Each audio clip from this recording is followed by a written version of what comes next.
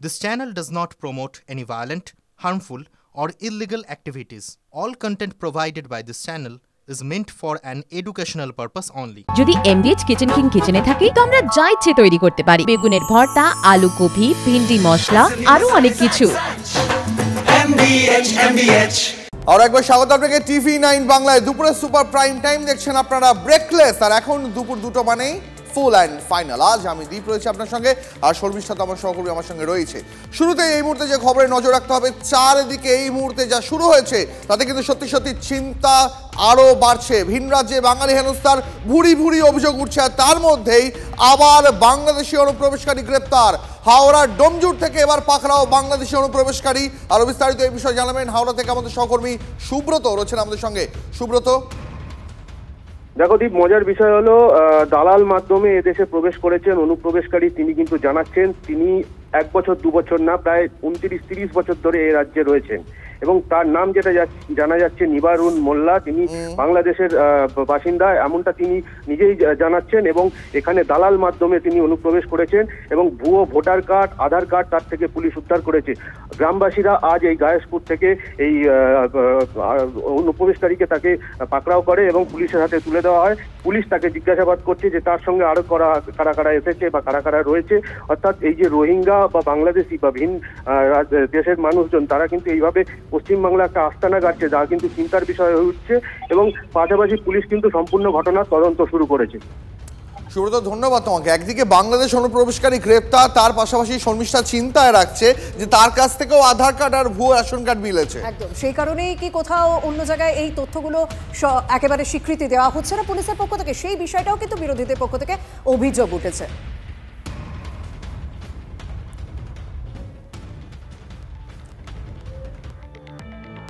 একটা বিষয় উল্লেখ করতে হবে, যখন রাজ্যের শাসক দলের প্রধান ইস্যু হয়ে দাঁড়াচ্ছে বাঙালি অস্মিতা, তখনই কি রাজ্যের বিরোধী দলের প্রধান ইস্যু হচ্ছে অনুপ্রবেশ? কারণ সেই কথাই তো বলতে হবে, কারণ বিহারে এসআইআর এর পর বাংলায় এসআইআর হতে পারে এরকম যখন জল্পনা উঠছে, তখন শুভেন্দু অধিকারী রাজ্যের বিরোধী দলনেতা তিনি কি বলছেন? বাংলায় এসআইআর হলে ভোটার তালিকা থেকে 1,25,00,000 রোহিঙ্গা ও বাংলাদেশি মুসলিমের নাম বাদ যাবে। অনুপ্রবেশ মুক্ত বাংলার দাবিতে 15ই অগস্টের পর রাস্তায় নামার ঘোষণা বিরোধী দলনেতা শুভেন্দু অধিকারী। বিহারে যদি 50 লাখ বাদ যায়, এখানে 1,25,00,000 বাংলাদেশি মুসলমান আর রোহিঙ্গা বাদ যাবে। আর সব হিন্দুদেরকে আমি অ্যাসিওর করছি, ভারতীয় হিন্দু মুসলমানকে অ্যাসিওর করছি, আর ধর্মীয় কারণে বাংলাদেশ থেকে আসা হিন্দুদের অ্যাসিওর করছি, একটা কারোরও কোনো অসুবিধা হলে উপরে মোদিজি যদি গ্যারেন্টার থাকেন, এই রাজ্যের এলওপিও একটা ছোটোখাটো গ্যারেন্টার। আমি 15ই আগস্টের পরে এই কন্যা সুরক্ষার মতো রাস্তায় নামবো। রোহিঙ্গা মুক্ত, বাংলাদেশি মুসলমান অনুপ্রবেশ মুক্ত ডক্টর শ্যামাপ্রসাদ মুখার্জির বাংলা চাই। মুখ্যমন্ত্রী 14 বছর পরে উনি তো বিরোধী নেত্রীর মতো কথাবার্তা বলছেন। উনি টুপি পরানোর মাস্টার, এবারে টুপি পরবে না, এবারে বাঁটনা মাত, এবারে যোগীজির যে স্লোগান বাঁটেঙ্গে তো কাটেঙ্গে, এবারে কোই বাঁটনে वाला হিন্দু নেই হ্যায়। রোহিঙ্গা বাংলাদেশি কারা? রোহিঙ্গা তারা কি বাঙালি? তারা কি বাংলায় কথা বলেন? আজব কথাবার্তা। এইভাবে মানুষকে বিভ্রান্ত করার কোনো মানে আছে? মায়ানমার থেকে এসে যদি কেউ ঢোকে তো অমিত শাহ বিএসএফ কি আঙুল চুষছে? তো তাহলে সেইটা শুভেন্দু অধিকারী আগে সেদিকে আঙুল তুলুন যে বিএসএফ কেন রুখতে পারছে না। আমরা পরিষ্কার বলছি, বাংলায় 2 জন ঢুকলে বিজেপি শাসিত আগরতলা ত্রিপুরায় 200 জন ঢুকছে। কি করে হচ্ছে এটা? ফেল করছে বিএসএফ। রোহিঙ্গা মানুষের সংখ্যা কত? আন্তর্জাতিকভাবে বলা হয় 10 লক্ষ। আপনি তো সব রোহিঙ্গা করে যাচ্ছেন। কাকে রোহিঙ্গা বলছেন? যদি এমন হয় যে কোটি কোটি রোহিঙ্গা ঢুকে গেছে বাংলাদেশের থেকে, মানে পশ্চিম বাংলায়, তাহলে বার্মার বর্ডার সুরক্ষিত নয়। প্রথমে গ্রেপ্তার করা উচিত স্বরাষ্ট্রমন্ত্রীকে। প্রথম গ্রেপ্তার করা উচিত স্বরাষ্ট্রমন্ত্রীকে। আপনি একটি অপদার্থ, আপনি বর্ডার পাওয়ার কোনো ব্যবস্থা করতে পারেননি। কোটি কোটি ঢুকে গেল কি করে? বাংলাদেশ ঢুকে গেল কি করে? আসামে ডিভোটার করার পর যখন তালিকাতে বেরোলো 22 লক্ষ মানুষের, ওরা বললো মুসলমান। দেখা গেল 22 লক্ষের মধ্যে 18 লক্ষ মানুষ হিন্দু। বাংলা এসআইআর শুরুর আগে বিএলও নিয়োগ নিয়ে বিস্ফোরক শুভেন্দু অধিকারী। বিরোধী দলনেতার নিশানায় বিডিওদের একাংশ। স্থায়ী কর্মী থাকা সত্ত্বেও অস্থায়ী কর্মীদের বিএলও পদে নিয়োগ করা হয়েছে। যারা এদের নিয়োগ করেছেন তাদের গ্রেপ্তার করতে হবে দাবি শুভেন্দু অধিকারী। এই বিডিওরা যারা ভুয়া ওবিসি সার্টিফিকেটে পিএসসি তে টাকা দিয়ে ফাঁকা খাতা দিয়ে চাকরি পেয়েছে, এই বিডিওরা প্রায় 70-80 জন এরকম বিডিও আছে যারা জানে আমরা ভুয়া ওবিসি সার্টিফিকেট দিয়ে WBCS হয়েছি। তারা জানে যে মমতা গেলে আমাদের চাকরি যাবে। সেই লোকেরা এই পার্মানেন্ট স্টাফ থাকা সত্ত্বেও পার্ট টাইমার ক্যাজুয়াল ভলেন্টিয়ারদেরকে বিএলও করেছে। আমি অলরেডি 50-এর বেশি পেয়েছি, এটা আরো বাড়বে। এবং এই বিডিও যে যারা আন্ডারটেকিং দিয়েছে বিডিও, এসডিও বা ডিএম, তাদেরকে গ্রেফতার করতে হবে। এই মুহূর্তে তৃণমূল মুখপাত্র তন্ময় ঘোষ রয়েছেন আমাদের সঙ্গে। তন্ময় বাবু, স্থায়ী কর্মী থাকা সত্ত্বেও অস্থায়ী কর্মীদের বিএলও পদে নিয়োগ করা হচ্ছে, এমনই অভিযোগ তুলেছেন রাজ্যের বিরোধী দলনেতা শুভেন্দু অধিকারী। আপনার প্রতিক্রিয়া? উনি যেটা বলছেন, উনি একটু মাননীয় প্রধানমন্ত্রীকে জিজ্ঞেস করুন না যে এটা বিএলও তো একদম সর্বনিম্ন স্তরের ইলেকশন কমিশনের মেশিনারিতে, আর ইলেকশন কমিশনের যিনি সর্বোচ্চ স্তরে আছেন তার নিয়োগ পদ্ধতিটা কেন চেঞ্জ করে দিলেন? যেখানে আগে জুডিশিয়াল থেকে একজন থাকছিলেন, একজন মাননীয় প্রধানমন্ত্রী থাকছিলেন এবং বিরোধী দলনেতা থাকছিলেন, সেক্ষেত্রে কেন্দ্রীয় মন্ত্রীকে করে দিয়ে 2:1 করলেন। তার মানে ওনার যিনি সিনিয়র নেতৃত্ব তিনি শিখিয়েছেন যে সুবিধাটা সবসময় বিজেপিকে করে দিতে হবে। এইসব কথা ওনারা বলছেন, আগে থেকে প্লট সাজাচ্ছেন। 2026-এর নির্বাচনে 50-এর নিচে থাকবেন, আগে থেকে জবাব দেওয়ার জন্য প্লট তৈরি করছেন, এর বেশি কিছু না। বেশ, ধন্যবাদ আপনাকে। এদিকে শুভেন্দু অধিকারী যে অভিযোগ আপনাদেরকে শোনালাম, সেই অভিযোগের ছায়া কি এবার কোথাও আরামবাগেও দেখতে পাওয়া যাচ্ছে? অস্থায়ী কর্মীরাই সেখানে কিন্তু বিএলও হিসেবে কাজ করছেন। নিয়োগ করা হয়েছে পঞ্চায়েতের অস্থায়ী কর্মী বা অবসরপ্রাপ্তদের। পুরো বিষয়টি পরিচালনা করছে শাসক দল তৃণমূল, অভিযোগ বিজেপি সহ বিরোধীদের। যারা সার্ভেলেন্স টিম তারা সার্ভেটা করেন, সমীক্ষাটা করে আনেন, সমস্যাগুলোকে চিহ্নিত করেন, আর যারা কন্ট্রোল টিম থাকেন তারা স্পেশালি কন্ট্রোল করেন, সেই সমস্যাগুলোকে তারা নিরসন করার চেষ্টা করেন। না, আমরা এই প্রজেক্টের অধীনে কাজ করি, তবে আমরা হয়তো 60 বছর পর্যন্ত আমরা আছি এই কাজের সঙ্গে জড়িয়ে এই প্রজেক্টের মধ্য দিয়ে। অস্থায়ী হিসেবেই আমাদের নিয়োগ হয়েছে। প্রায় 4 বছর কাজ করছি। বিএলও কাজ করাতে টাকা দেয়, কিন্তু সময় মতো আমরা পাই না, কিন্তু পারিশ্রমিক সেরকম দেয়ও না। আর যেটা পারিশ্রমিক দেয় সেটা বলার মতো নয়। আবার বিএলও নতুন ভোটারদের নাম তোলা, কাদের নামের ভুল থাকলে সেটা 8 নম্বর ফর্মে সেটা সংশোধন করা, আর যারা মারা গেছে তাদেরকে 7 নম্বর ফর্মে বাদ দেওয়া, আর কি ভোটার লিস্ট থেকে বাদ দেওয়া। যারা এসএসকে এমএসকে যারা রিটায়ার শিক্ষক বা যে সমস্ত শিক্ষক যারা রিটায়ার হয়ে গেছে, 8 পাস যারা অস্থায়ী কর্মী, যারা পঞ্চায়েতে অস্থায়ীভাবে কাজ করেন, এমনকি আমার কাছে প্রমাণ আছে যিনি ঝাড়ুদার পঞ্চায়েত অফিসের, তাকে দিয়ে বিএলও করে স্কুলে বসিয়ে ভোটার লিস্ট সংশোধনের কাজ করছে। তিনি কি জানেন?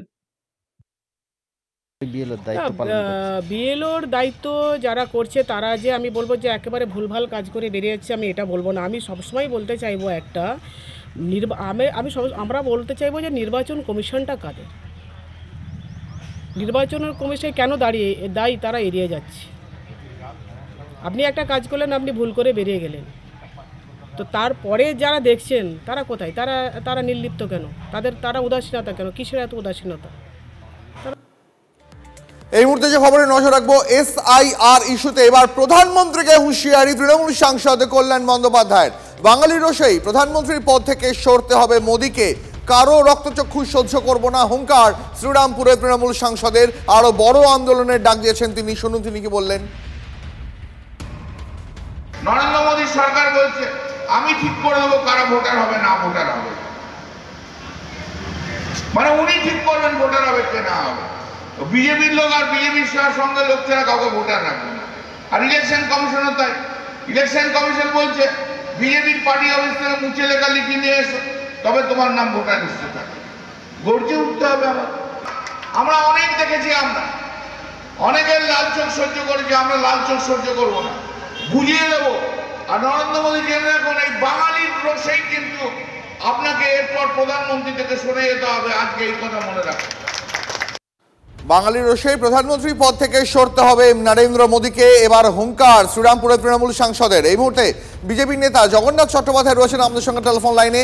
জগন্নাথবাবু, শ্রীরামপুরের তৃণমূল সাংসদ তিনি বলছেন নরেন্দ্র মোদীকে প্রধানমন্ত্রীর পদ থেকে সরতে হবে এবার বাঙালির রোষেই।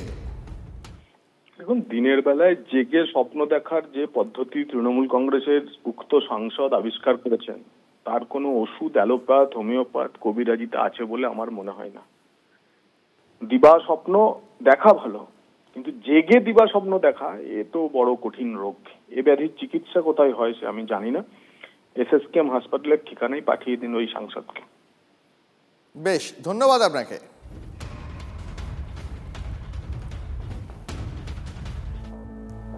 আর এসবের মাঝে অসম থেকে এনআরসি নোটিশ এসেছে ফালাকাটার অঞ্জলি শীলের কাছে, কিন্তু তিনি ঘাবড়াচ্ছেন না। নথি নিয়ে অসম যাবেন জানিয়েছেন অঞ্জলি। অঞ্জলি ভয় না পেলেও তরজা শুরু করে দিয়েছে তৃণমূল বিজেপি। আচ্ছা, আপনি কি এখন আতঙ্কিত? না। তো আপনি এখন আপনার সহযোগিতার জন্য কাউকে পেয়েছেন কি? হ্যাঁ, আমি সবাইকে পেয়েছি। আমার পাড়া প্রতিবেশী আছে, আমার পঞ্চায়েত আছে। আচ্ছা, তো আপনি এখন কি করতে চাচ্ছেন? আমি কি করব, আমার যেখানকার ডকুমেন্টস আমি সেখানে যাব, সেখানে যাই ওটা আমি দেখবো যে এটা সত্যি না মিথ্যা। জটেশ্বর গ্রাম পঞ্চায়েতের বাসিন্দা আলিপুরদুয়ার জেলার কি করে এনআরসি নোটিফিকেশন পায়? আমরা কোশ্চেন করি আসাম গভর্নমেন্টকে, কোকরাঝাড় থেকে যে নোটিফিকেশন এসেছে কয়েকদিন আগে, ফালাকাটার বিধায়ক কি বলেছিল প্রেসে, এটা ফেক, নোটিফিকেশন হয় নাই, আসে নাই। আজকে কি ফালাকাটার বিধায়ক মাননীয় দীপক বর্মন বাবু কিছু বলবেন? এনআরসি যে নোটিফিকেশন ওনার হাতে গেল, এটা কোন গভর্নমেন্ট দিয়েছে? আসলে এগুলো কিছু নয়, সাধারণ মানুষকে বিভ্রান্ত করাই তাদের লক্ষ্য। যার কাগজ এসেছে তিনি তার কাছে কাগজপত্র আছে, তিনি দেখাবেন, সেগুলো হয়ে যাবে। কিন্তু তৃণমূল কংগ্রেস, তাদের জনভিত্তি নেই, তাদের সরকারের কোনো উন্নয়ন নেই, তারা চাকরি বেচে খেয়েছে, তারা চাল বেচেছে, ডাল বেচেছে, পায়খানা খেয়েছে। তো তাদের বলার মতো কিছু নাই বলেই মানুষকে বিভ্রান্ত করার জন্য তারা এই কর্মসূচি নিয়েছে। ইটাহারে তৃণমূল বিধায়কের রেসিডেন্সিয়াল সার্টিফিকেট ইস্যু করা নিয়ে এবার রাজনৈতিক তরজা চরমে উঠেছে। ভিন রাজ্যে বাঙালি হেনস্থার অভিযোগে পরিযায়ী শ্রমিকদের বিশেষ ক্যাম্প করে রেসিডেন্সিয়াল সার্টিফিকেট দিচ্ছেন তৃণমূল বিধায়ক মোশাররফ হোসেন। দেখুন সেই ছবি, সেই সার্টিফিকেটের ছবি।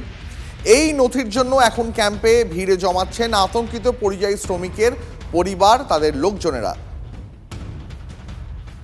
আমাদের সঙ্গে আমাদের সহকর্মী রূপক রয়েছেন এই মুহূর্তে সরাসরি। রূপক, কি জন্য এই তৃণমূল বিধায়ক মোশাররফ হোসেন, মানে তিনি কি বলছেন এই রেসিডেন্সিয়াল সার্টিফিকেট ইস্যু করা নিয়ে? কেন দিচ্ছেন তিনি, কেন এই বিশেষ ক্যাম্প করা হচ্ছে, কি বক্তব্য তার?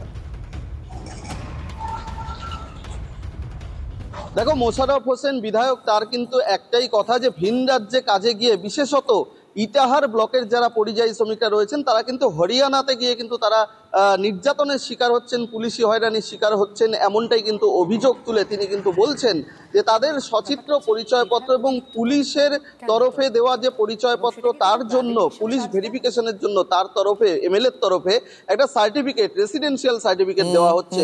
কিসের ভিত্তিতে তিনি দিচ্ছেন? তিনি ওই ব্যক্তির আধার কার্ড, ভোটার কার্ডের ভিত্তিতে দিচ্ছেন। কিন্তু প্রশ্ন উঠতে শুরু করেছে, আধার কার্ড, ভোটার কার্ড যখন জাল হচ্ছে, সেই সময় কেন শুধুমাত্র আধার কার্ড বা ভোটার কার্ড, কেন স্থায়ী কোনো বাসিন্দা হওয়ার নথি, বিশেষত জমির দলিল, এই ধরনের কোনো নথি বিজেপি কি বলছে এই সার্টিফিকেট ইস্যুকে কেন্দ্র করে? প্রশ্ন তুলতে শুরু করে দিয়েছেন। দেখো, বিজেপি কিন্তু সাফ বলছে যে এই যারা তৃণমূল কংগ্রেসের ভুয়ো ভোটার, অর্থাৎ বাংলাদেশ থেকে এপারে এসেছেন রোহিঙ্গারা, তাদেরকেই কিন্তু সার্টিফাই করছেন এমএলএ মোশাররফ হোসেন। এটা নিয়ে কিন্তু বিজেপি ইতিমধ্যেই সরব হয়েছেন। অন্যদিকে বামেরা, তারা কিন্তু বলছেন যে এই সমস্ত ঘটনার পেছনে একটা বড় চক্রান্ত রয়েছে। তবে এই চক্রান্ত যদি প্রমাণিত হয়, যদি এই অভিযোগ যদি কোনোদিন প্রমাণিত হয়, তাহলে বিধায়ক মোশাররফ হোসেন এমনকি এই ধরনের তৃণমূল নেতাদের কিন্তু জেলে পর্যন্ত যেতে হতে পারে। বুঝতে পেরেছি রূপক, অনেক ধন্যবাদ তোমাকে, নজর রাখো। এদিকে বিধায়কের এই পদক্ষেপেই প্রশ্ন উঠছে যে শুধু আধার বা ভোটার কার্ডই কেন, জমি জায়গা দলিলের মতন পোক্ত স্থায়ী বাসিন্দা হওয়ার নথি কেন নেওয়া হচ্ছে না? প্রত্যেকে কি ব্যক্তিগতভাবে তিনি চেনেন? যদি না চেনেন তাহলে কেন রেসিডেন্সিয়াল সার্টিফিকেট দিচ্ছেন বিধায়ক? এই প্রশ্ন তুলেই সরব হয়েছেন বিরোধীরা, যেমনটা আমাদের সহকর্মী রূপক জানাচ্ছিলেন। বাংলাদেশি রোহিঙ্গাদেরই ইটাহারের বাসিন্দা হওয়ার নথি দিচ্ছেন বিধায়ক, তো বিজেপির এমএলএ মোশাররফ হোসেন মহাশয়ের কাছে আমরা দ্বারস্থ হয়েছি। তিনার কাছ থেকে একটা আমরা রেসিডেন্সিয়াল সার্টিফিকেট নিয়েছি, এটা নিয়ে আমরা থানাতে দিব, হয়তো পুলিশ ভেরিফিকেশন হবে। এবং এখানে সেরকম কিছু না, আধার কার্ড, ভোটার কার্ড এবং পঞ্চায়েতের একটা সার্টিফিকেট হচ্ছে, সেটাতেই তিনি আমাদেরকে দিয়ে দিচ্ছেন। বাবা মা ভাই বোন বাইরে আসে, সবাই কাজ কাম করতে গেছে, কিন্তু ওখানে কাজ করতে যাওয়ার সময় ওদের কোথায় যে নিয়ে চলে যাচ্ছে, মাঠ ডাং প্রচুর, ভাইকে নিয়ে যাচ্ছে, রাস্তাতে ঠিকভাবে যেতে পারছে না। বাইরে দাদা আছে, দিল্লিতে মারধর করছে। এই যে বাইরের লোকে বাঙালি বলেই যে ইয়ে করছে, বাংলা কথা বললেই ধরছে। ভারতীয় কোনো মুসলমানের সারা ভারতবর্ষের যে কোনো জায়গায় গেলে তার কোনো সার্টিফিকেটের প্রয়োজন নেই। মোশাররফ সাহেব যাদের সার্টিফিকেট দিচ্ছেন তারা বাংলাদেশ থেকে কাটা তাদের বেড়া দিয়ে পার হয়ে এসে রোহিঙ্গা মুসলমান এবং মুসলিম অনুপ্রবেশকারী যারা এখানে বসে থেকে তাদের ভোট ব্যাংক এতদিন বাঁচিয়েছে, তাদেরকেই সার্টিফিকেট দিচ্ছে মোশাররফ সাহেব। বিজেপির অভিযোগ শোনালাম আপনাদের, সিপিএমও কিন্তু বিস্ফোরক অভিযোগ তুলছে। সিপিএম এর অভিযোগ টাকার বিনিময়ে নথি তৈরি করা হচ্ছে, এই সার্টিফিকেট দেওয়ার পিছনে রয়েছে গভীর চক্রান্ত। পরিযায়ী শ্রমিকরা রাজ্যে কাজ না পেয়ে বাইরে যাচ্ছে কেন? আগে নিজের রাজ্যে কাজ করবার চেষ্টা করুন। আর ওই আধার কার্ড প্যান কার্ড দেখে রেসিডেন্সিয়াল সার্টিফিকেট যে দিচ্ছে তার কোন ভিত্তি রয়েছে? রেসিডেন্সিয়াল সার্টিফিকেট, আধার কার্ড প্যান কার্ড তো এখন হামেশাই দেখছি জাল বেরোচ্ছে। এটাও তাদের মধ্যে একটা দেওয়া নেওয়ার সম্পর্ক কিনা, বা ওই অবৈধভাবে অনুপ্রবেশকারীদের তারা আশ্রয় দেওয়ার একটা নতুন করে চক্রান্ত করছে কিনা, এটা নিয়েও আমাদের অনেক সন্দেহ আছে। ভিন রাজ্যে কাজে গিয়ে সচিত্র পরিচয়পত্র থাকার পরেও শুধুমাত্র বাংলায় কথা বলায় পুলিশের হয়রানি এবং নির্যাতনের শিকার হতে হচ্ছে ইটাহারের বাসিন্দাদের। তাই ভোটার এবং আধার কার্ডের সঙ্গে পঞ্চায়েতে দেওয়া সার্টিফিকেট দেখে তবেই রেসিডেন্সিয়াল সার্টিফিকেট ইস্যু করা হচ্ছে, এই দাবি এবার করলেন, বিলি করছেন যে এই রেসিডেন্সিয়াল সার্টিফিকেট সেই তৃণমূল বিধায়ক মোশাররফ হোসেন। মাননীয় মুখ্যমন্ত্রীর সঙ্গে আমার নিজে কথা হয়েছে, উনিও এটাতে খুব চিন্তাজনক উদ্বেগে রয়েছেন। এর সমাধান উনি চান, উনি তীব্র প্রতিবাদ জানিয়েছেন। তা আমরা একটা পিসিসি পুলিশ ক্লিয়ারেন্স সার্টিফিকেটের ব্যবস্থা আমাদের সরকার করেছে পুলিশ ডিপার্টমেন্ট থেকে, যেখানে তারা সহজে এই উপযুক্ত ডকুমেন্ট দিয়ে তাদের পিসিসি সার্টিফিকেটটা নিলে, ওই রাজ্যের পুলিশ বলছে পিসিসি সার্টিফিকেটটা দিলে তারা কনসিডার করবে, তাদেরকে ধরপাকড় তারা করবে না। রাজ্যে এসআইআর যখন একটা জ্বলন্ত ইস্যু, তারই মধ্যে কিন্তু আলিপুরদুয়ারে মাদারিহাটে ব্রিজের নিচ থেকে 35টা ভোটার কার্ড উদ্ধার হয়েছে। মাদারিহাটের রবীন্দ্রনগর থেকে দেওধারী যাওয়ার পথে একটি ছোট সেতুর নিচে এতগুলি ভোটার কার্ড পড়ে থাকতে দেখেন স্থানীয় এক বাসিন্দা। কাদের এই ভোটার কার্ড জানাবেন আমার সহকর্মী সুজিত সঙ্গে রয়েছেন। সুজিত, এই ভোটার কার্ডে যাদের নাম পরিচয় পাওয়া যাচ্ছে তাদের কি ভেরিফাই করে দেখা হয়েছে? দেখো, এই ব্যাপারে মাদারিহাট থানার পুলিশ বিষয়টি নিয়ে তদন্ত শুরু করেছে। তার কারণ, যে ভোটার কার্ডগুলো পাওয়া গেছে তাদের অধিকাংশ ফালাকাটা, বীরপাড়া এবং ধূপগুড়ি এলাকার। স্বাভাবিকভাবেই মাদারিহাটের কিছু রয়েছে, পাশাপাশি অন্য এলাকার রয়েছে, ফলে বিষয়টি যথেষ্ট তদন্ত ব্যাপার রয়েছে বলে মনে করছে। আমরা এবারে পুলিশের সঙ্গে কথা বলেছিলাম যে 35টি ভোটার কার্ড ওই এলাকায় পাওয়া গেল, এর পেছনে কোনো চক্র আছে কিনা বা কারা ফেলে দিয়ে গেছে, ওই কাছাকাছি কোনো সিসিটিভি ফুটেজ রয়েছে কিনা তা পুলিশ খতিয়ে দেখছে।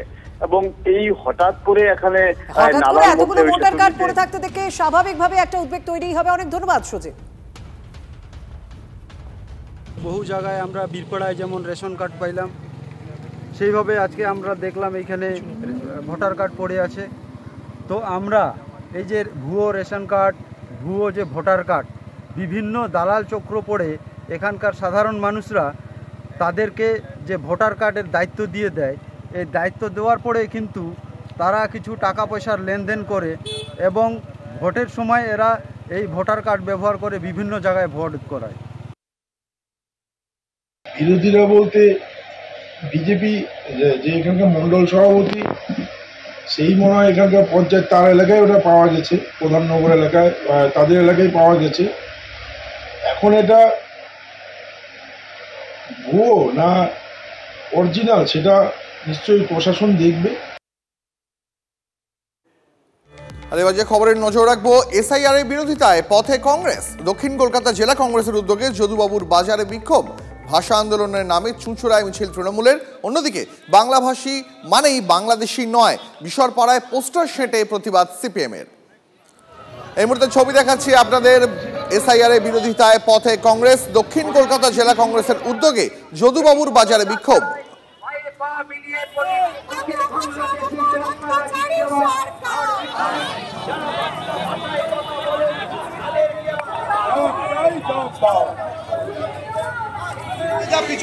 ডেট শিফটেড ভোটার যারা রয়েছে তাদের তো এমনি তাদের বাদ হয়, প্রত্যেক বছর তো কাজই নির্বাচন কমিশনের বাদ দেওয়া। তার কারণ হচ্ছে ইয়ারোনেটকে যদি পশ্চিমবঙ্গে অন্যান্য রাজ্যে ডেথ রেজিস্টারের সাথে লিঙ্ক করা যায়, এমনি সেগুলো বাদ হয়ে যায়। সেটা আবার কৃতিত্বের কি আছে? এই এসআইআর করে মানুষকে ডিস্টার্ব করার একটা পরিকল্পনা পশ্চিমবঙ্গে আমরা করতে দেবো না। আমরা ধিক্কার জানাই বিহারে যেটা করেছে বা করে যাচ্ছে, সুপ্রিম কোর্টকে মানছে না ইলেকশন কমিশন। অর্থাৎ দেখছে তো বাঙালি অস্মিতা বাংলা ভাষা নিয়ে কিভাবে গোটা রাজ্য তোলপাড়। বাংলা জুড়ে ভাষা আন্দোলনের ডাকও তো দিয়েছেন মুখ্যমন্ত্রী মমতা বন্দ্যোপাধ্যায়। আর সেই বাংলাতেই একের পর এক বাংলা মাধ্যম সরকারি স্কুলের ভয়ঙ্কর ছবি ধরা পড়ছে। দুর্গাপুরে কাকসা ব্লকের ছবি দেখাবো। রাজবাঁধ নিম্ন বুনিয়াদী বিদ্যালয় স্কুলের দেওয়াল এবং ছাদে চওড়া ফাটল। দেওয়াল সিলিং থেকে যখন তখন খসে পড়ে প্লাস্টার। ঝুঁকি নিয়েই পড়াশোনা চলছে। দীর্ঘদিন ধরেই স্কুলের ভগ্ন প্রায় দশা। প্রশাসনকে স্কুল মেরামতের আবেদন বারবার জানানো হয়েছে, কিন্তু কোনো কাজ যে হয়নি সেটা তো ছবিই কথা বলছে। আতঙ্কতে আছি তো মাঝে মাঝে। এই যে বৃষ্টির অবস্থা দেখছেন, মানে কিছুদিন ধরেই বৃষ্টি চলছে, বৃষ্টির জল যে চুইয়ে মানে বিভিন্ন জায়গায় পড়ছে, তাতে কিছুটা আতঙ্কগ্রস্ত। তারপর এই যে ফাটলগুলো দেখছেন, এতে সাপ আসে, সাপের উপদ্রব রয়েছে। কখন মনে হয় যে ভেঙে পড়ে যেতে পারে? হ্যাঁ, ক্লাস করতে করতে ভয় তো লাগেই। কতগুলো স্টুডেন্ট আছে এই স্কুলে? এখানে 42 স্টুডেন্টস আছে। আমরা প্রশাসনের সব স্তরে জানিয়েছি, বিডিও অফিস, পঞ্চায়েত সমিতি, পঞ্চায়েত প্রধান, মাননীয় মন্ত্রী মশাই সবাইকে জানিয়েছি এবং তারা আশ্বাস দিয়েছেন যে 2025 সালের মধ্যেই নতুন বিল্ডিং হবে। আশ্বাস। কবে থেকে এই ফাটল? ফাটল আমি এই 2024 জুনে জয়েন করেছি, তখন থেকে এটা আছে। আরেকটা ছবি দেখাই আপনাদের। ক্লাসের মধ্যেই চলছে মিড ডে মিলের রান্না। তার কারণ হাওড়ার আমতাল উদং উত্তরপাড়া প্রাথমিক বিদ্যালয়ে এই একটা মাত্রই ঘর। প্রশাসনকে একাধিকবার জানানো হয়েছে, কিন্তু কোনো লাভ হয়নি বলেই অভিযোগ। বৃষ্টি হলেই ছাদ থেকে জল পড়ে, ছাতা মাথায় নিয়ে ক্লাস করতে হয় পড়ুয়াদের। এই তো বাংলা মাধ্যম স্কুলগুলোর অবস্থা দেখুন। এই ছবি হাওড়ার আমতাল উদং উত্তরপাড়া প্রাথমিক বিদ্যালয়ের। সেখানে একটাই ঘর, আর সেখানেই মিড ডে মিলের রান্নাও হচ্ছে, পাশাপাশি পড়াশোনাও চলছে। ওই তো টিন ফাটা আছে, ওই ফাটাতে জলগুলো বেরোয়, আমাদের গায়ে ছিটকে ছিটকে পড়ে। তখন ক্লাস কিভাবে করো? তখন একটু সরে যেতে হয়, এখানটা দিয়ে সরে যেতে আবার ক্লাসটা। 3 থেকে পানি পড়ে, আমরা ওখানে মানে বসে থাকি ছাতা মাথা দিয়ে, ক্লাস ভালো করে করতে পারিনি। এই যে এতগুলো বাচ্চাকে নিয়ে এখানে ক্লাস হচ্ছে, মিড ডে মিল রান্না হচ্ছে, যদি কোনো কারণে একটা বিপদ ঘটে সেই দায়ভারটা কে নেবে? আমি বারবার সমস্ত কর্তৃপক্ষকে এই কথাটা বলছি, কিন্তু তা সত্ত্বেও কোনো সুরাহা আমি পাচ্ছি না। এই চাল থেকে জল পড়ে, ক্লাসে অসুবিধা হয়। যতক্ষণ বৃষ্টি হলে ছাত্রদের ছাতা মাথায় দিয়ে? হ্যাঁ, অনেক সময় একটু জোর বৃষ্টি হলে হয়, তখন ছাতা মাথায় দিয়ে ক্লাস করতে হয়। আর এই যে ক্লাসের সঙ্গেই রান্না হচ্ছে, যে কোনো দুর্ঘটনা ঘটে?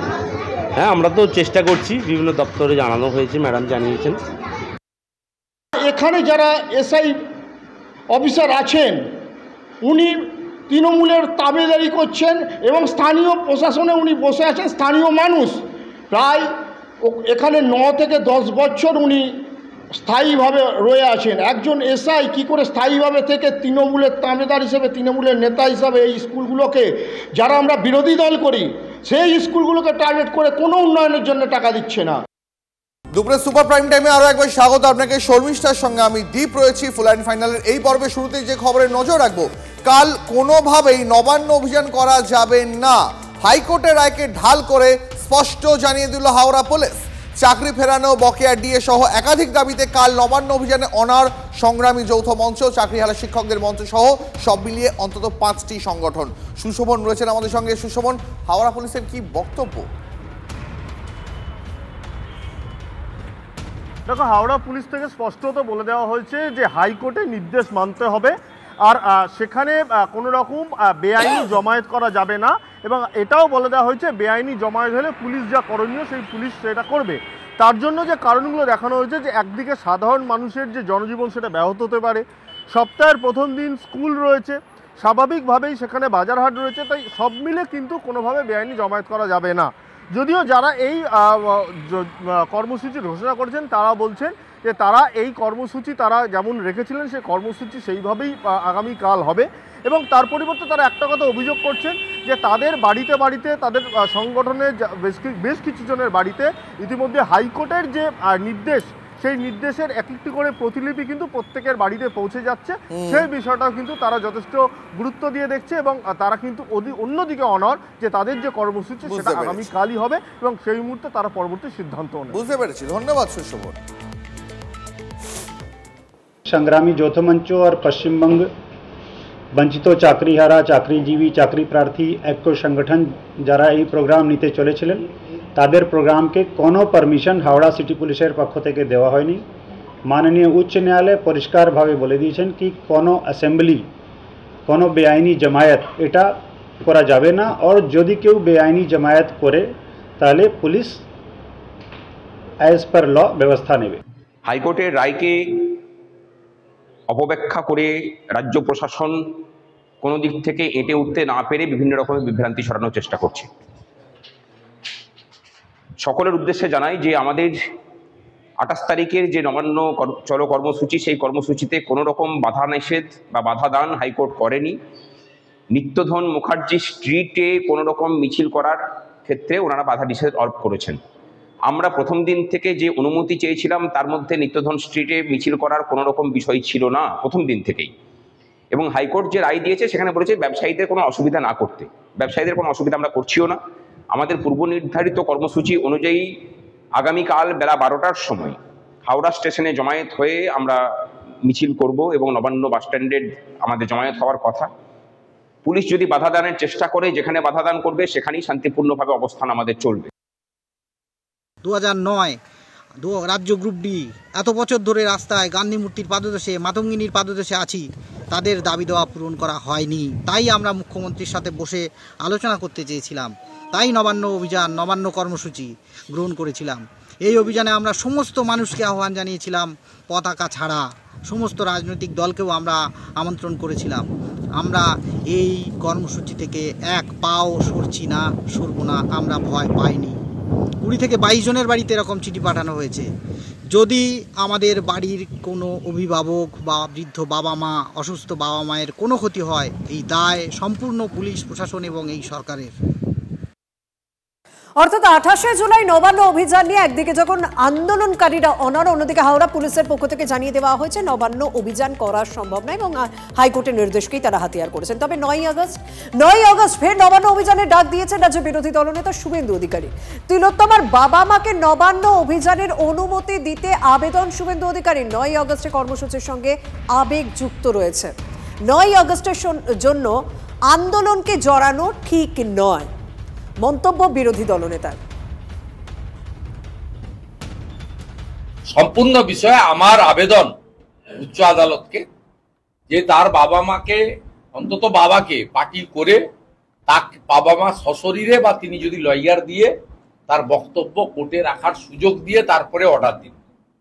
28 জুলাই কিছু নির্দিষ্ট দাবিতে কিছু সংগঠনের কর্মসূচি, আর 9 তারিখের কর্মসূচির সঙ্গে একটা আবেগ যুক্ত রয়েছে। তার সঙ্গে অন্য আন্দোলনকে এক করে ফেলা উচিত হবে না, এবং আবার বাবা মা যেভাবে দৃঢ়তার সঙ্গে লড়াই করছেন, রাজ্য সরকারের বিরুদ্ধেও করছেন, সিবিআইর সঠিক তদন্ত হচ্ছে না সেটাও করছেন। আমরা তো একটা কথাতেই বলেছি, তার বাবা মার সম্পূর্ণ লড়াইতে আমাদের পূর্ণ সমর্থন, আমি একা বলিনি। তৃণমূল কংগ্রেসের তো অরূপ চক্রবর্তী আমার সঙ্গে এই মুহূর্তে রয়েছেন। অরূপ দা, শুনলেন পুরোপুরি শুভেন্দু অধিকারী ঠিক কি বললেন, আপনার কি প্রতিক্রিয়া? শুভেন্দু অধিকারী বিজেপির নেতা, বিজেপির লিডার অফ অপোজিশনের ডাকা এই নবান্ন অভিযানে আমি জানতে চাইছি বিজেপি রানাঘাটের দুই সক্রিয় কর্মী মণিশঙ্কর বিশ্বাস ও সায়ন বিশ্বাস তাদের পরিবার কি সামিল হবে? কারণ এই মুহূর্তে মহারাষ্ট্রের বিজেপি সরকার বাংলা ভাষায় কথা বলে বলে তাদেরকে জেলে তুলে নিয়ে বেদম অত্যাচার করেছে এবং বাংলাদেশে পাঠিয়ে দেওয়ার হুঙ্কার দিয়ে রেখেছে, তাদের সম্ভবত বাংলাদেশে পাঠানোর ব্যবস্থা করেছে। আমি জানতে চাইছি সেই সমস্ত পরিবার যারা এই রাজ্যের বুকে বিজেপিকে সমর্থন করে বাংলা ভাষায় কথা বলছে বলে হেনস্থা হচ্ছে, একের পর এক ঘটনা সামনে আসছে, সেই সমস্ত পরিবারের মানুষও কি এই অভিযানে সামিল হবে? প্রথম কথা, অভয়ার কাণ্ড দুঃখজনক। অভয়া কাণ্ডের বিচার কে করেছে? শিয়ালদা কোর্ট করেছে, হাইকোর্ট করেছে, সুপ্রিম কোর্টের তত্ত্বাবধানে এই বিচার হয়েছে, ট্রায়াল সম্পূর্ণ হয়েছে, দোষী প্রমাণিত হয়েছে, সাব্যস্ত হয়েছে। আর এই তদন্ত করেছে সিবিআই। তাহলে সিবিআই এর তদন্তে যদি আস্থা না থাকে, সিবিআই তদন্ত চেয়েছিলেন কেন? সিবিআই এর তদন্তে যদি আস্থা না থাকে, তাহলে সিবিআই এর ডিরেক্টরের অফিসে গিয়ে আন্দোলনটা করছেন না কেন? কারণ সিজিও কমপ্লেক্সে গিয়ে আন্দোলন করলে ওনাকে ওনার দলের বড় বড় মাথারা নরেন্দ্র মোদী আর অমিত শাহ কালকেই ঘাট ধাক্কা দিয়ে দল থেকে বিদায় করবে। সিবিআই তদন্ত করেছে, চার্জশিট ফাইনাল জমা দিয়েছে, আদালত রায় দিয়েছে। তারপরেও আমরা আবারও বলছি, অভয়ার কাণ্ড নিন্দনীয়। যারা অপরাজিতা বিলকে, আজকে যদি এই ধর্ষকের মৃত্যুদণ্ড হতো, যদি অপরাজিতা বিলটাকে এরা ফেরত পাবে, রাজ্যপাল বলছে অপরাজিতা বিল অত্যন্ত কঠোর, মানে ধর্ষকের জন্য বিল কঠোর, আর তাদের সমর্থকরা শুভেন্দু অধিকারীরা এখানে গলা ফাটাবে। এর থেকে নিন্দনীয় আর কিছু হতে পারে না। অনেক ধন্যবাদ।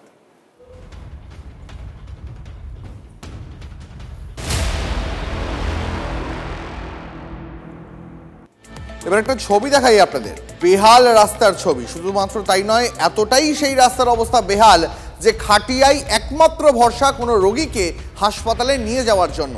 এই ভিডিওটা আরেকবার দেখুন, ভাইরাল এই ভিডিও সামনে আসতেই শোরগোল পড়ে গেছে মালদায়। কোথাকার ভিডিও, কেন এই হাল রাস্তার, জানবো। আমাদের সঙ্গে প্রতিনিধি শুভতোষ রয়েছেন। শুভতোষ, 2025 সালে দাঁড়িয়েও এই রকম রাস্তার ছবি দেখতে হবে কেন বাংলার যে কোনো জায়গাতেই হোক না কেন? দেখো, আমরাই প্রথম একবার খবর করেছিলাম বছর 2 আগে যে বামনগোলা, হবিবপুরের পাশের ব্লক বামনগোলা, সেখানে এইভাবে খাটিয়া নিয়ে যাওয়া হচ্ছিল এবং গোটা রাজ্য জুড়ে তখন সেই ঘটনার সেই ছবি নিয়ে তোলপাড় হয়। কারণ সেই মামনি রায় বলে একজন খুব অল্প বয়সী গৃহবধূ, তিনি মারা যান এবং খাটিয়া নিয়ে যেতে হাসপাতালে নিয়ে যাওয়ার পথেই তিনি কিন্তু মারা যান। এই ঘটনা আমরাই প্রথম দেখাই। এরপরে আবার সেই খাটিয়ার বিতর্ক সেই তার পাশের ব্লক হবিবপুরে। তার মানে তুমি চিন্তা করো যে এই সমস্ত হবিবপুর, বামনগোলা বা আশেপাশের যে সমস্ত ব্লক বা গ্রামগুলো রয়েছে, সেখানে রাস্তা কতটা বেহাল এবং কিলোমিটারের পর কিলোমিটার রাস্তা জুড়ে কোনো রকম কোনো মানে কোথাও রাস্তা সংস্কারই হয় না, কোথাও বা রাস্তা তৈরি হয় না। এই পরিস্থিতি, যেখানে কোনো সরকারিভাবে অ্যাম্বুলেন্স পাওয়া যায় না, পেলেও তারা সেই এলাকাতে ঢোকে না, যখন অন্য কোনো এমনকি টোটো বা অটো এই সমস্ত গাড়িও সেখানে যায় না, পায়ে হেঁটে চলাটাই দুষ্কর। একেবারে ধন্যবাদ। নজর রাখো, সেই ছবি আরো একবার আপনাদের দেখাচ্ছি, যেখানে কোনো অসুস্থ রোগীকে হাসপাতালে নিয়ে যেতে হলে ভরসা একমাত্র খাটিয়া। কারণ এই রাস্তা দিয়ে কোনো অ্যাম্বুলেন্স ঢোকে না, অন্তত 2 কিলোমিটার পথ পেরিয়ে রোগীকে নিয়ে যেতে হয় কাছের স্বাস্থ্যকেন্দ্রে। হবিপুর ব্লকের পেট্রোলগড় এলাকার ঘটনা, এই ভিডিও এই মুহূর্তে ভাইরাল।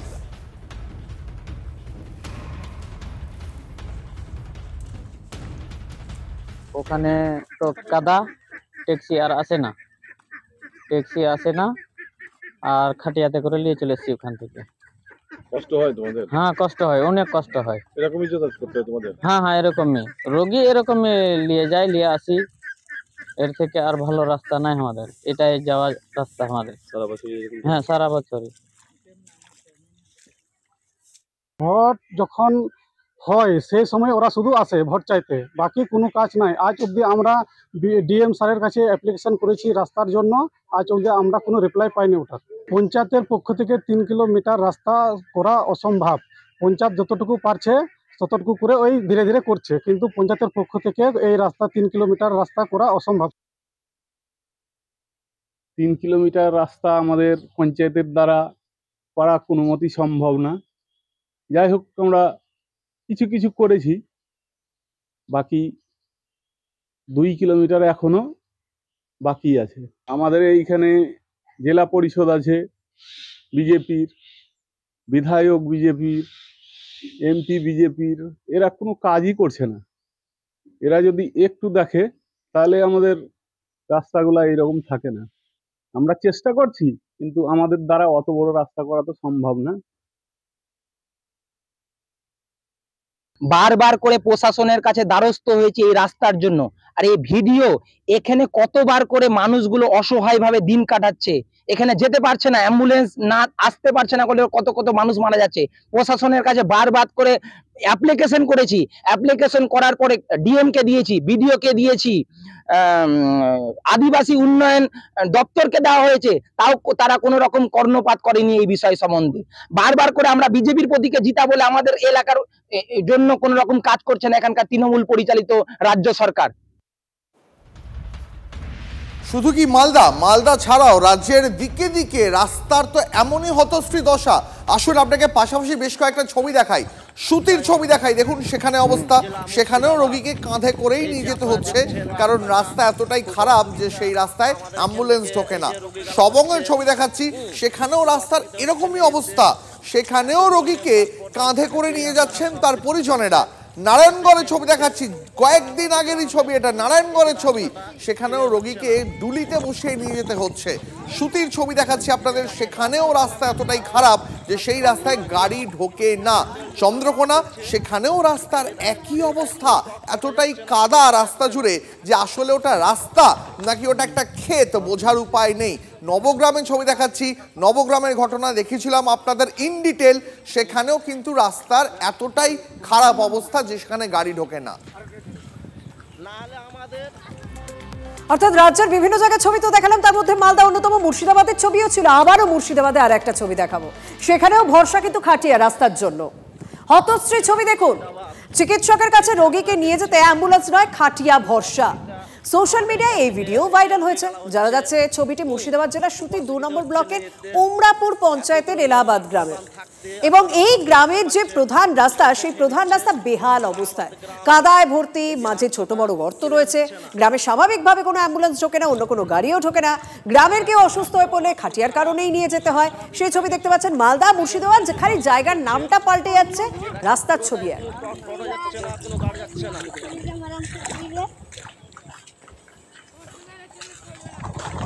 সরকারি খাটিয়ায় উপরে উঠে গেছে, আর রাস্তা আপনার এই সরকারি খাটিয়ায় উঠে গেছে। বলো হরি বলতে বলতে নিয়ে যাবো এবার 26-এ নিয়ে গিয়ে একদম রাজনৈতিক অন্তর্জলি যাত্রা হবে এই সরকারের।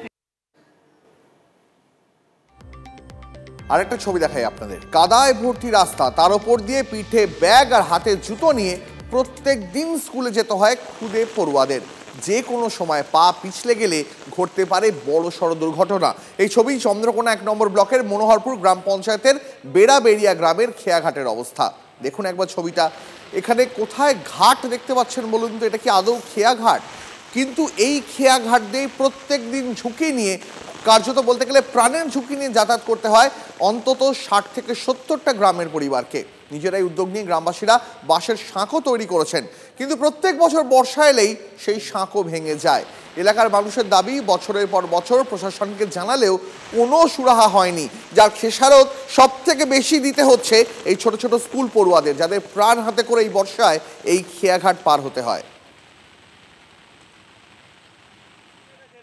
এরকম করে স্কুল যাও প্রত্যেক দিনই, হাতে জুতো কেন? কাদা বলে হাতে জুতো, খুব কষ্ট হয় স্কুল যেতে। হ্যাঁ, স্কুল যেতে খুব কষ্ট হয়। এইরকম করে জীবনটা কেটে গেল, আর কতদিন কি চাইছেন আপনারা?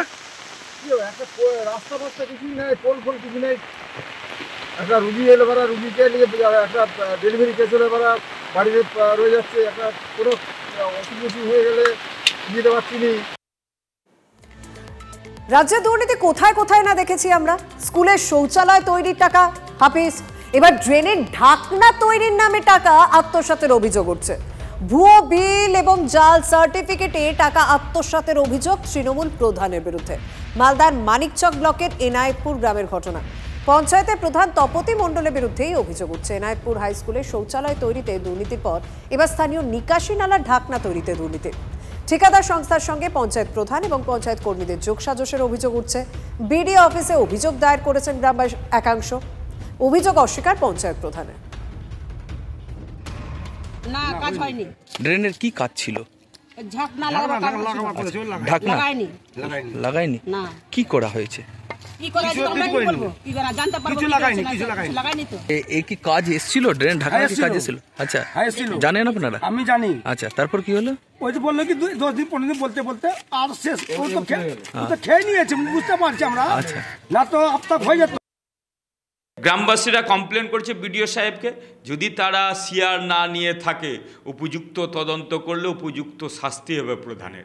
আর যদি এই সরকারে কমপ্লেন করে কোনো লাভ হয় না, যেহেতু সবাই জড়িয়ে থাকে, নামে মাত্রে কমপ্লেন করা হয়, এর উপযুক্ত তদন্ত দাবি করছি, না হলে আমরা তাদেরকে নিয়ে মাঠে নামবো, আন্দোলনে নামবো। দেখুন, যতটা আমাদের কাজ ছিল, এস্টিমেটে যা ছিল সেই অনুযায়ী কাজ হয়েছে, সেই অনুযায়ী বিল হয়েছে। কাজ অনুযায়ী বিল হয় তো, যেইভাবে কাজটা হয়েছে সেই অনুযায়ী বিল হয়েছে। না, এখানে তো কোনো গাফিলতি দেখছি না, যেইভাবে কাজ ছিল সেইভাবে বিলটা হয়েছে। পরে খবরে নজর রাখবো। এই মুহূর্তে যে খবরে নজর রাখবো আপনাদের জানিয়ে রাখি আরও একবার, এই মুহূর্তের বেশ গুরুত্বপূর্ণ একটা খবর, এই খবরে আমাদের নজর রাখতে হবে। সরকারি হাসপাতালে থ্রেট কালচার নিয়ে আপনারা প্রায়শই অভিযোগের খবর পান। আবারও সরকারি হাসপাতালে থ্রেট কালচারের অভিযোগ। এবার ঘটনাস্থল বাঁকুড়া সম্মেলনী মেডিকেল কলেজ। সেখানে ভয়ের পরিবেশ। হাসপাতালে পরিষেবা নিয়ে অভিযোগ করতেই জুনিয়র চিকিৎসকদের হুমকি দেওয়ার অভিযোগ বিভাগীয় প্রধানের বিরুদ্ধে। শুধু হুমকি দেওয়াই নয়, জুনিয়র ডাক্তারদের হেনস্থার অভিযোগ বিভাগীয় প্রধানের বিরুদ্ধে। দীর্ঘদিন ধরেই চিকিৎসা পরিষেবা সংক্রান্ত একগুচ্ছ অভিযোগ চেস্ট মেডিসিন বিভাগের প্রধান অভিজিৎ মণ্ডলের বিরুদ্ধে। দোষীদের বিরুদ্ধে কঠোর পদক্ষেপের দাবিতে শনিবার বাঁকুড়া সম্মেলনী মেডিকেল কলেজের অধ্যক্ষর ঘরের সামনে বিক্ষোভ দেখান জুনিয়র চিকিৎসকরা। লিখিত অভিযোগের ভিত্তিতে তদন্ত কমিটি করে রিপোর্ট তলব স্বাস্থ্য ভবনের। 7 সদস্যের তদন্ত কমিটি গঠন বাঁকুড়া সম্মেলনী মেডিকেল কলেজ কর্তৃপক্ষ। চিঠিটা দেওয়া হয়েছে, সেটা স্বাস্থ্য ভবনে অলরেডি লজ হয়েছে। সেখান থেকে একটা এনকোয়ারি কমিটি আমাদের কলেজ লেভেলে স্টার্ট হয়েছে। আমাদের যে দাবিগুলো ছিল, যে সমস্যাগুলো ছিল, যে বিষয়গুলোতে আমরা দাবি রেখেছিলাম, সেগুলো তো কোনোটাই ঠিক হয়নি। বরং আমাদের পেশেন্ট কেয়ার সার্ভিস আমরা যেটা নিজে থেকে দিতে চাইছি বা ওনার কাছ থেকে যেটা আশা করেছিলাম, সেই জিনিসটা আমরা একদমই পাচ্ছি না।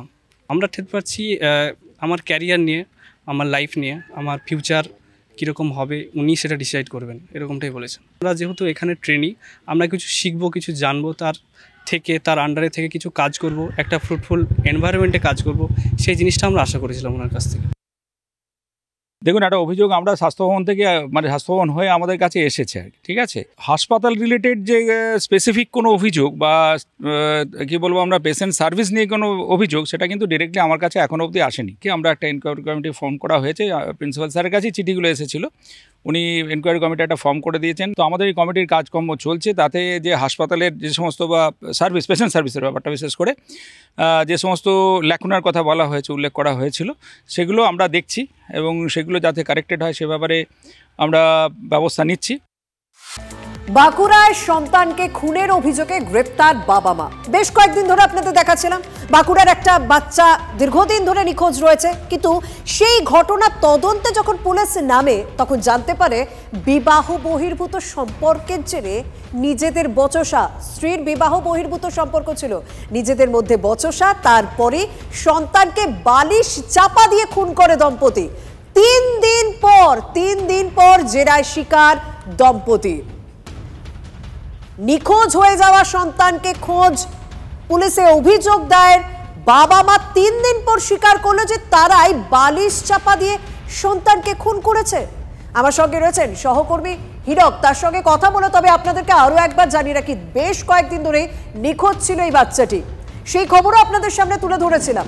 এবং যখন পুলিশ তদন্তে নেমে জানতে পারে যে এই ঘটনার পিছনে অন্য কারণ লুকিয়ে রয়েছে, বাচ্চাটি নিখোঁজ নয়, বাচ্চাটিকে খুন করা হয়েছে। আমার সঙ্গে রয়েছে সহকর্মী হীরক, এমন কি পর্যায়ে হলো, মানে এরকমও বাবা মা হয় যে নিজেদের অশান্তির জন্য একটা বাচ্চাকে খুন করবে বালিশ চাপা দিয়ে, এরকম নৃশংসভাবে? দেখো, এই যে দম্পতি, সেই দম্পতিকে দফায় দফায় জিজ্ঞাসাবাদ করেছে বাঁকুড়া শহর থানা পুলিশ, এবং জিজ্ঞাসাবাদের মুখে এই দম্পতি ওই শিশুটিকে খুনের কথা কার্যত কবুল করেছে। কিন্তু এই ঘটনাকে ঘিরে এখনও পর্যন্ত বেশ কিছু রহস্য রয়েছে। নিজেদের হেফাজতে নিয়ে পুলিশ ফের জিজ্ঞাসাবাদ করে এই দম্পতির কাছ থেকে সেই রহস্যগুলো উদ্ঘাটনের চেষ্টা করছে। কারণ স্বাভাবিকভাবেই এটা প্রশ্ন আসছে যে নিজের সন্তানকে কিভাবে একজন বাবা মা এরকম নৃশংসভাবে খুন করতে পারে। একটা 1.5 বছরের ফুটফুটে শিশু তাকে কেন এভাবে খুন করা হয়েছে সেই বিষয়টা এখনও পর্যন্ত রহস্যজনক রয়েছে। তবে তদন্তকারীদের একাংশ যেটা মনে করছেন যে বিবাহ বহির্ভূত সম্পর্ক নিয়ে স্ত্রীর প্রতি বেশ কিছুদিন ধরেই সন্দেহ ছিল স্বামীর, এবং সেই ঘটনা নিয়ে একাধিকবার তাদের মধ্যে দাম্পত্য কলহ হয় এবং সেই কলহের জেরেই এই সন্তানকে খুন করা হয়ে থাকতে পারে, তেমনটা তদন্তকারীরা মনে করছে। তবে এর পাশাপাশি আরও বেশ কিছু রহস্য এই ঘটনার মধ্যে রয়েছে। প্রথমত, যেই শিশুকে বুধবার খুন করা হলো সেই শিশুর হাড়গোড় পাওয়া গেল শনিবার সন্ধ্যায়, অর্থাৎ বুধবার থেকে শনিবার মাত্র 72 ঘন্টার মধ্যে একটি শিশুর দেহ, সেই শিশুর দেহ যেটা জঙ্গলে পড়েছিল, ঝোপঝাড়ের মধ্যে পড়েছিল, সেই শিশুর দেহ কি করে হাড়গোড়ে পরিণত হলো।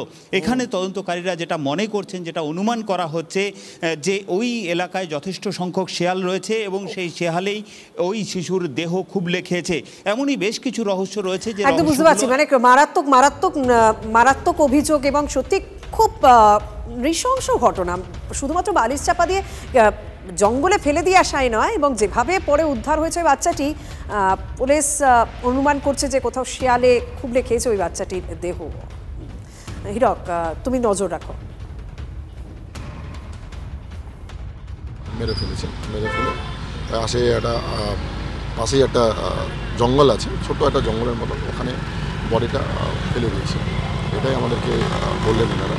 আর গতকাল আমরা কিছু হাড় সাসপিশিয়াস টু বি শিশু হতে পারে, সেটা আমরা সিজ করেছি। এটা দেখেন, এটা কালকে খালি একটু ওনারা ব্রেক করলেন, তো আজকে দুজনকেই আমরা অ্যারেস্ট করে কোর্টে ফরওয়ার্ড করে বাবাকে আমরা 7 দিনের রিমান্ড নিয়ে আবার জিজ্ঞাসাবাদ করব কিছু আগেকার হোয়াট ইজ দি মোটিভ, কী কারণে এই ঘটনাটা ঘটিয়েছিল ওনারা। তো এটা আমি আজকে বলতে পারবো না, কিন্তু বাট দেন মেবি 7 ডেজের মধ্যে আমরা কিছু না কিছু পাবো। মুর্শিদাবাদে ফের বোমা বিস্ফোরণ, সাগরপাড়ায় ফাঁকা বাড়িতে বিস্ফোরণ, মজুদ বোমা ফেটেই বিপত্তি, এমনটাই দাবি পুলিশ সূত্রে। ঘটনায় জড়িত থাকার সন্দেহে একজনকে আটক করেছে পুলিশ। আরও একবার জানাই আপনাদের, আবারও ঘটনাস্থল সেই মুর্শিদাবাদ, সেখান থেকেই আবার বোমা বিস্ফোরণের খবর পাওয়া যাচ্ছে। এবার সাগরপাড়ায় ফাঁকা বাড়িতে বিস্ফোরণ ঘটেছে, ওই বাড়িতে মজুদ বোমা, সেই বোমা ফেটেই বিপত্তি, এমনটাই পুলিশ মনে করছে। অর্থাৎ কোথাও একটা ওই বাড়িতেই বোমা মজুত করে রাখা হয়েছিল, এমনটাই পুলিশ সূত্রে খবর। কেন, কি উদ্দেশ্যে সেখানে বোমা মজুদ ছিল? কোনো নাশকতার ছক ছিল কি, কাউকে হত্যার ছক, বা কোথাও বিস্ফোরণের জন্য স্পেসিফিক কোনো কারণের জন্য কি সেখানে বোমা মজুত করা ছিল? এই জানতে পুলিশ এখন একজনকে আটক করে তাকে জিজ্ঞাসাবাদ চালাচ্ছে। কিন্তু ফাঁকা বাড়িতে এত বোমা মজুত করলো কে, এটাই এই মুহূর্তের সবথেকে বড় প্রশ্ন। কিন্তু মুর্শিদাবাদ জুড়ে এই খবরটা এই প্রথম নয়, এর আগেও একাধিকবার আপনাদের দেখিয়েছি। প্রায় প্রত্যেক দিনই মুর্শিদাবাদ থেকে বোমা গুলি উদ্ধারের খবর পাওয়া যায়। এবার সাগরপাড়ায় ফাঁকা বাড়ি থেকে উদ্ধার হলো মজুত বোমা। আমাদের সঙ্গে আমাদের সহকর্মী কৌশিক রয়েছেন, আরো বিস্তারিত জানাবেন এই বিষয়ে। কৌশিক, দেখো, ওই বাড়িতে কিন্তু কেউ ছিল না, পরিযায়ী শ্রমিকের কাজ করে ওই বাড়ির যিনি মালিক রয়েছেন, এবং এর পাশাপাশি তার স্ত্রী এবং ছেলে পুত্র সন্তান, তারা কেউ গতকাল বাড়িতে ছিল না। হঠাৎই রাতের বেলায় একটা বিকট শব্দ শুনতে পায়, প্রতিবেশী বিস্ফোরণের শব্দ পায়। তবে পুলিশের যেটা প্রাথমিক অনুমান, সেখানে মজুদ বোমা থেকে বিস্ফোরণের এই ঘটনা ঘটে। যদিও পরিবারের অভিযোগ কেউ বা কারা রেখে গেছে, তবে এই এলাকায় কিন্তু বেশ কয়েকদিন থেকে কিন্তু সিসিটিভি যে ক্যামেরা তার এতে মুড়ে ফেলা হয়েছে, কিন্তু তারপরেও এই বোমা বিস্ফোরণের ঘটনা, বোমা মজুদ করা বা যে ঘটনায় ঘটুক কিভাবে ঘটলো, সেটাও কিন্তু একটা এই গ্রামে কিন্তু একটা মাছ ধরাকে কেন্দ্র করে খুনের ঘটনা ঘটেছিল। তারপরে এলাকায় যারা অভিযুক্ত তারা বাড়ি ফেরার আগে কিন্তু পুলিশ প্রশাসনের পক্ষ থেকে নির্দেশ দিয়ে সিসিটিভি মুড়ে ফেলা হয়েছিল। ঘটনা নতুন এবং সাগরপাড়ার নটিয়াল এলাকা, এবং আজ সকালেই কিন্তু ডোমকলে বোমা উদ্ধারের মতো ঘটনা ঘটেছে। তারপরে এই বোমা বিস্ফোরণ গতকাল রাতে একের পর এক ঘটনা কিন্তু একের পর এক প্রশ্ন তুলে দিচ্ছে যে প্রশাসনের নজরদারি কোথায়, কিভাবে ফাঁকা বাড়িতে বোমা মজুত করতে পারছে দুষ্কৃতীরা, এত সাহসী বা তারা পায় কোত্থেকে? ধন্যবাদ কৌশিক তোমাকে।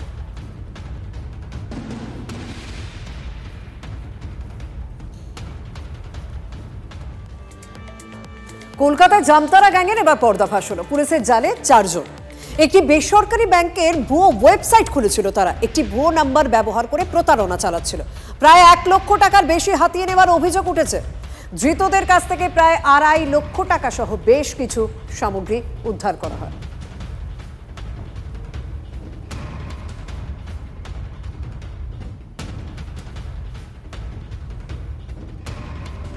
পরে খবরে নজর রাখবো। স্বাধীনতা দিবসের আগেই বড় নাশকতার ছক বানচাল। অমৃতসরে আইএসআই এর আন্তঃসীমান্ত চোরাচালান নেটওয়ার্কের 5 জন অভিযুক্ত জালে। কেন্দ্রীয় গোয়েন্দা সংস্থার সঙ্গে যৌথ অভিযানে গ্রেপ্তার বিপুল অস্ত্রসহ এই 5 জনকে পাকড়াও করা হয়েছে। উদ্ধার করা হয়েছে 2টি ম্যাগাজিন সহ অ্যাসল্ট রাইফেল, উদ্ধার হয়েছে 4টি ম্যাগাজিন সহ 2টি 9mm পিস্তলও। ধৃতদের কাছ থেকে উদ্ধার হয়েছে একাধিক রাউন্ড কার্তুজ, এমনকি 7.5 লক্ষ টাকা নগদ, 3টে ফোনও উদ্ধার করা হয়েছে। গ্যাংস্টার জগ্গু ভগবানপুরিয়ার সহযোগীকে পাচার করা হচ্ছিল, এমনটাই পুলিশ সূত্রে দাবি।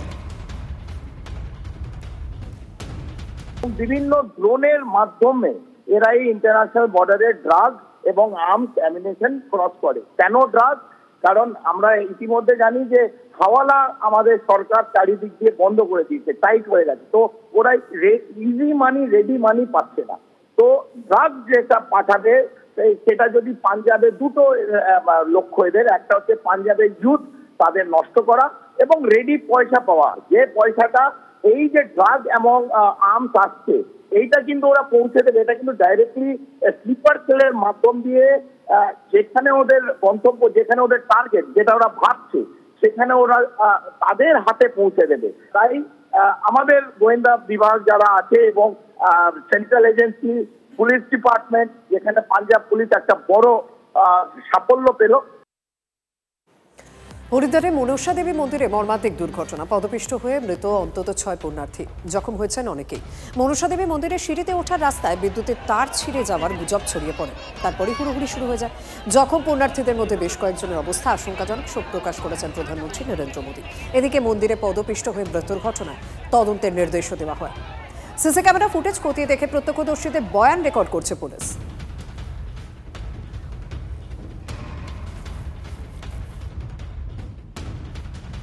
मच गए, आगे लोग जा रहे हैं, पीछे जा रहे हैं, तो दीवार पे तारे लगे होते हैं, उसके पकड़ के चढ़ने लगे लोगों ने। तो तार 1.5-2 mm तार था, वो छिल गया, उससे करंट फैल गया और लोगों को ज्यादा अफरा मच गया।